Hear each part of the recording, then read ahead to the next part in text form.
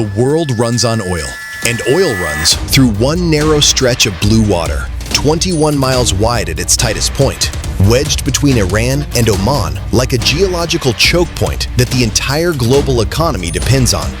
The Strait of Hormuz. 1/5 of the world's oil passes through it every single day. Tankers the size of city blocks, loaded with billions of dollars in crude, threading through those waters like clockwork. Until they couldn't. Iran had shut it down.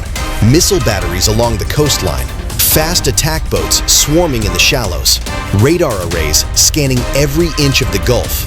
The blockade had held for weeks, and every day it held, oil prices climbed, economies trembled, and the pressure on Washington grew into something that could no longer be ignored.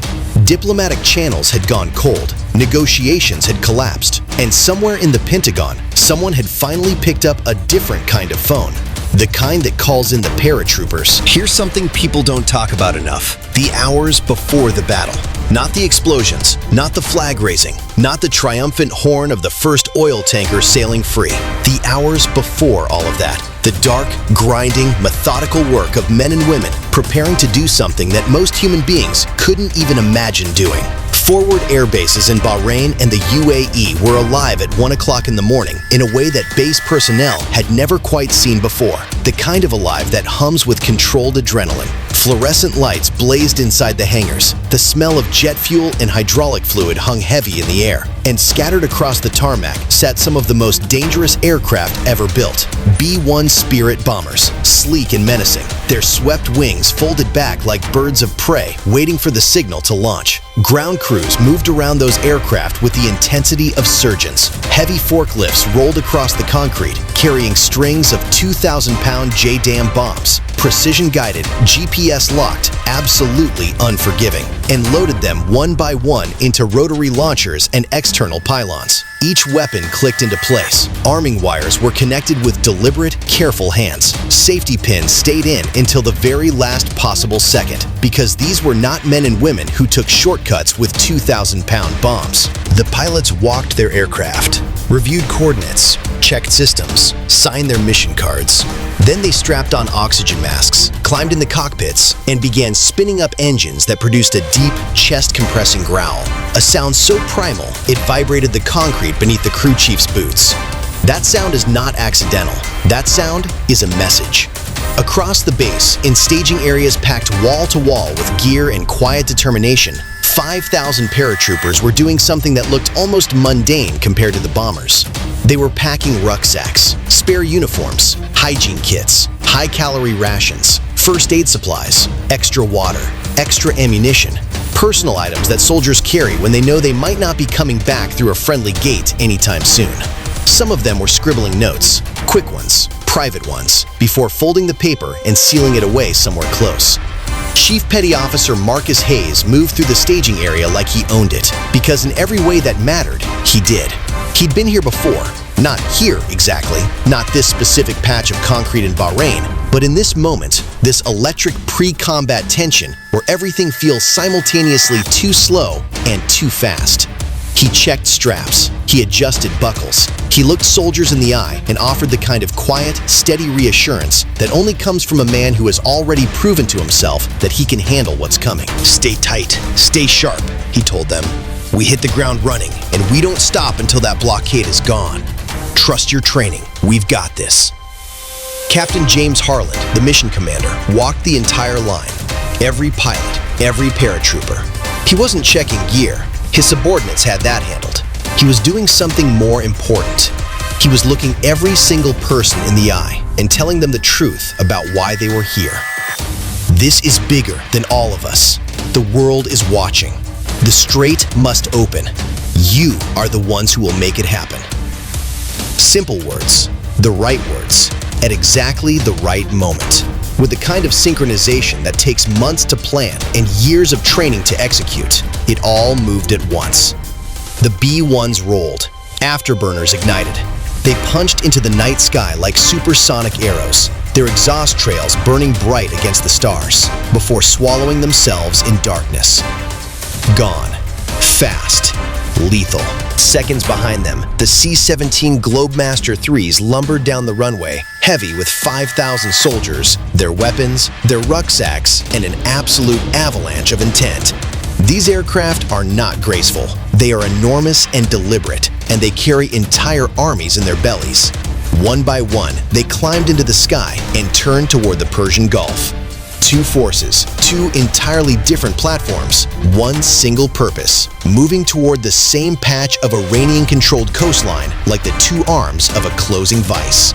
The B-1s came in low and fast. There's almost no warning when a B-1 Spirit arrives at supersonic speed at low altitude in the dark.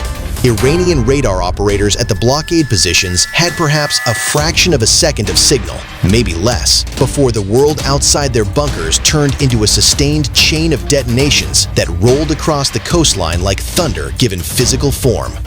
Missile launchers, radar arrays, command bunkers. The JDAM bombs did not miss. That's the point of GPS-guided precision munitions. They don't negotiate, they don't miss, and they do not stop until the target list is empty. Fireballs bloomed across the horizon. The ground shook for miles in every direction. The night sky turned orange, then red, then a deep, churning smoke black as position after position simply ceased to exist. And then the green lights came on. Inside the C-17s, rear cargo ramps lowered into the roaring slipstream. 5,000 paratroopers stood in the darkness, red lights casting everything in crimson, the wind screaming past the open ramp. The coast below them lit up with the burning wreckage of what the B-1s had just done. Go, go, go! They stepped out, all of them. 5,000 human beings trusting parachutes and training and each other, falling into a sky that was still shaking from the bombs. Canopies bloomed open across the darkness. Hundreds, then thousands of white chutes catching the air. And for just a moment, before they hit the ground and the real work started, there was something almost quiet about it. Almost peaceful.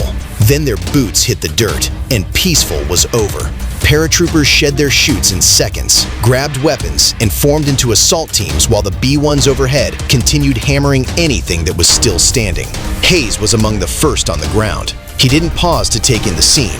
He moved, shouting commands, pushing his teams forward through the smoke and dust toward the remaining blockade positions while incoming fire cracked through the air. Move, move, move!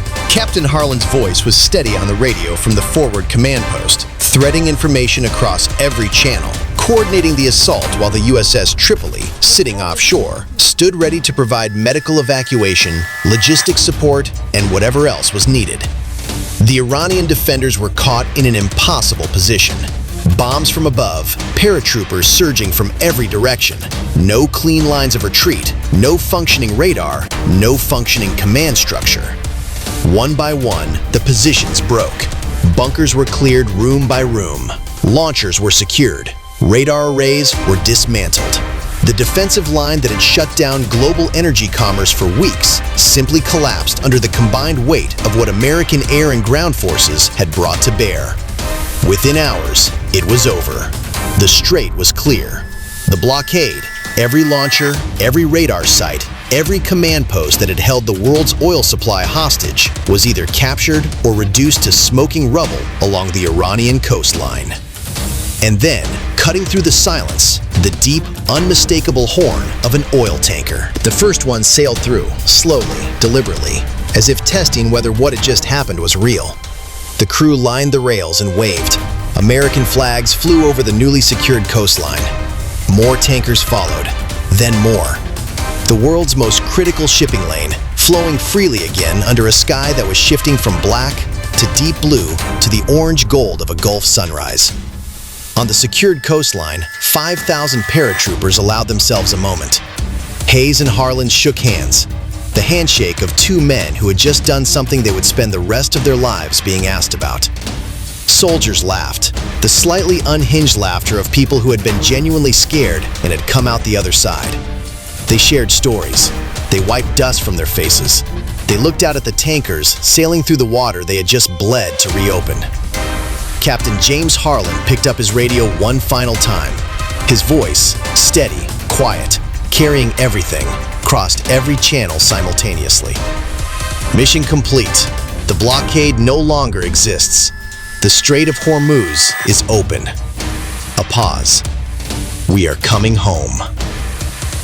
The flag snapped in the morning breeze. Freedom sails on.